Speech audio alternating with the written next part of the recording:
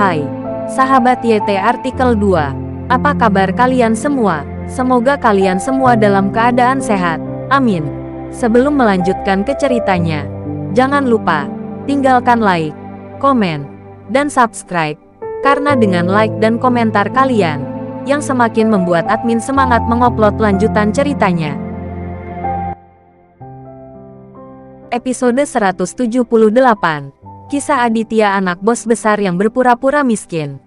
Sony hampir pingsan kesakitan setelah mendengar kata-kata Indri. Itu sama saja dengan mengambil suntikan kardiotonik, dan dia langsung merasa tidak sakit lagi. Sayang, kamu serius? Apakah kamu punya cara untuk berurusan dengan Aditya? Sony menekan Indri. Indri cukup bangga. Dia cemberut dan berkata kepada Sony, "Saudara Sony, apakah kamu lupa apa yang keluargaku lakukan?" Sony mengangguk dengan penuh semangat dan berkata kepada Indri, "Tentu saja tidak. Dia sangat brengsek, dan ada pasukan khusus untuk membantunya. Bisakah ayahmu melakukannya?" Melihat kurangnya kepercayaan Sony padanya, Indri memutar matanya dengan marah. Kamu meremehkan ayahku. Jangan lupa, dalam hal kekuatan, ayahku jauh lebih kuat darimu." Indri mendengus. Sony juga mengakui ini. Calon ayah mertuanya, Bilar, adalah sosok yang hebat. Di Palopo, Bilar adalah sosok legendaris, misterius dan berdarah dingin. Banyak orang takut dan buang air kecil begitu mendengar nama Bilar. "Indri, aku tidak berani memandang rendah ayahmu. Aku akan meletakkan jariku di atasnya sebentar lagi. Dan kita akan segera pergi ke tempat ayahmu dan memintanya untuk membalas dendam untukku." Sony menyanjung Indri. Indri mendengus dan tidak mengatakan apa-apa. Tetapi dia sudah membayangkan bagaimana ayahnya akan membersihkan Aditya. Setelah mengantar Farah dan Dahlia kembali ke villa, Aditya mengemudi sendiri ke lokasi pembangunan villa. Terlalu banyak hal yang terjadi akhir-akhir ini, dan Aditya belum pergi ke proyek taman air atau Villa Jinxiu selama beberapa hari.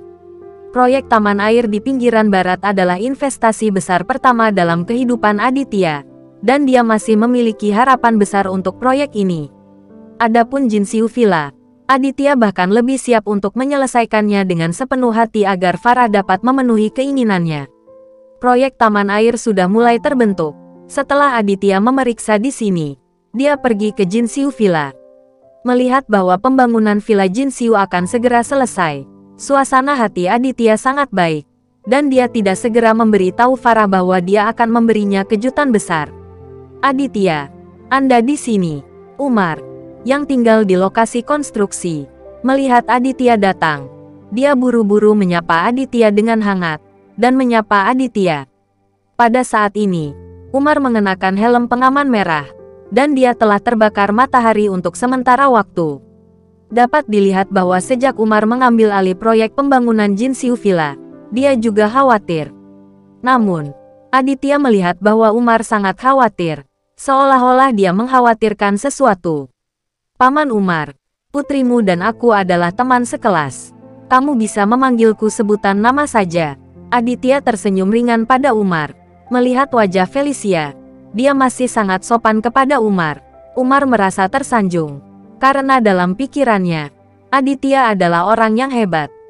Alasan mengapa bisa mengambil alih proyek Jinxiu Villa, dan dapat memperoleh hampir 10 juta untuk membayar hutang. Semua karena putrinya dan Aditya adalah teman sekelas, dan Aditya membantunya. Tidak, Tuan Aditya. Beraninya saya memanggil Anda dengan nama Anda." Umar berkata dengan rendah hati dan gelisah. "Kenapa tidak?" Aditya melihat sekeliling dan bertanya pada Umar dengan santai. Umar selalu berharap putrinya dapat berpasangan dengan Aditya. Karena sepengetahuan Umar, Aditya ada di keluarga Salah, dan sepertinya dia cukup dimarahi di rumah mertuanya. Diperkirakan pernikahan Aditya dan istrinya tidak akan terlalu lama. Putrinya cantik dan tinggi, dan dia memiliki hubungan teman sekelas dengan Aditya. Jadi dia sangat berharap. Jadi Umar sangat senang ketika mendengar Aditya bertanya tentang Umar. "Felicia, dia ada di kantorku." Umar tergagap pada Aditya. Aditya mengerutkan kening ketika dia melihat ini. Dan dia melihatnya saat ini bahwa Umar ragu-ragu. Itu sangat bermasalah. Paman Umar, apa yang terjadi? Aditya memandang Umar dan bertanya dengan santai. Tidak apa-apa. Umar melihat keringat di dahinya dan tersenyum canggung pada Aditya. Tidak ada ruang untuk pasir di mata Aditya. Dia dapat melihat dengan jelas bahwa Umar telah menemukan sesuatu, dan dia cukup ketakutan. Namun, karena Umar menolak untuk berbicara, Aditya merasa tidak nyaman untuk bertanya. Jadi dia berjalan ke kantor Umar. Umar mengikuti Aditya. Sama seperti pengikut Aditya, banyak pekerja di tempat kerja telah melihat situasi ini. Di lokasi konstruksi ini, Umar memiliki keputusan akhir. Saat ini, dia benar-benar mengikuti Aditya seperti pengikut. Para pekerja ini semua ingin tahu tentang Aditya. Hebat. Tidak tahu apa yang dilakukan Aditya. Aditya, saya akan pergi dan memanggil Felicia. Melihat bahwa dia akan mencapai pintu kantor, Umar meraih di depan Aditya dan berkata dengan senyum yang tidak wajar. Aditya merasa ada masalah di sini. Bagaimana Umar bisa begitu gugup? Apalagi Umar sepertinya tidak mau membiarkan Aditya masuk ke kantor, yang masih dirasakan Aditya.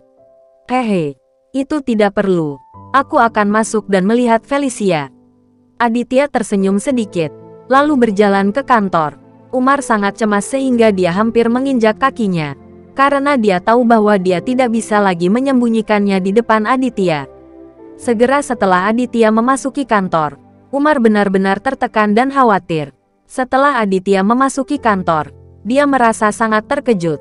Karena di belakang meja Umar, ada seorang pemuda berusia 20-an yang sedang duduk. Pria ini berpakaian sangat bagus, jam tangannya semua produk kelas atas, dan wajahnya arogan dan sombong. Yang membuat Aditya jijik adalah bahwa anak ini benar-benar meletakkan kakinya di atas meja, merokok dengan santai, dan terlihat dimanjakan.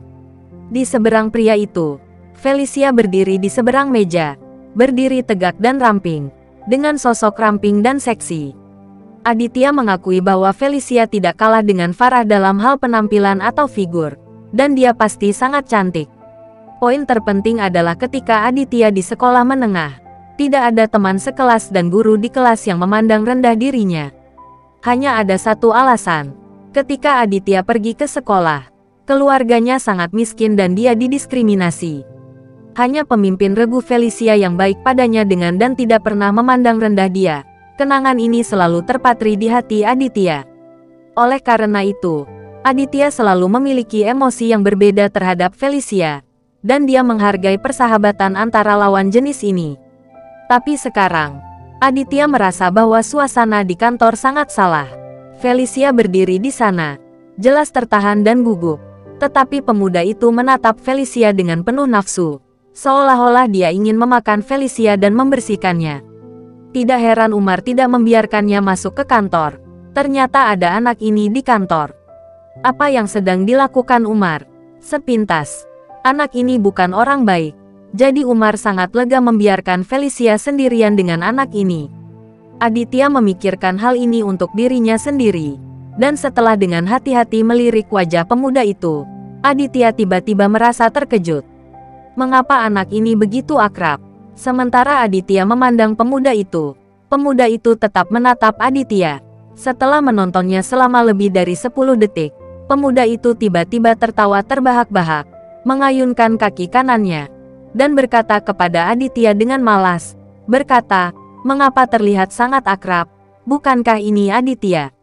Setelah Aditya mendengar suara drag unik pria itu, dia benar-benar ingat bahwa pria ini juga teman sekelasnya di sekolah menengah, Rizky. Ketika dia di sekolah menengah, Rizky adalah generasi kedua yang kaya, dan dia berteman baik dengan Axel, yang dilumpuhkan oleh Aditya.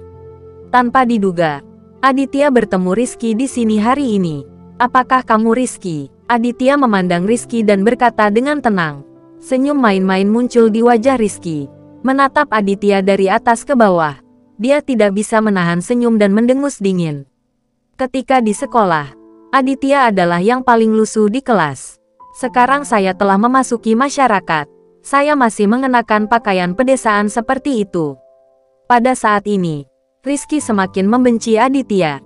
"Hehe, apakah kamu bekerja di lokasi konstruksi ini?" "Tidak buruk. Ada Felicia yang mengontrak proyek di sini dan dapat merawatmu. Rizky memiliki senyum tegas di wajahnya. Dan ketika dia bertemu teman-teman lamanya, dia benar-benar tidak memberi sikap baik pada Aditya. Aditya mengerti sekilas. Anak laki-laki seperti Rizky ini benar-benar sulit diubah. Dan dia sombong dan menghinanya seperti di sekolah. Bersambung.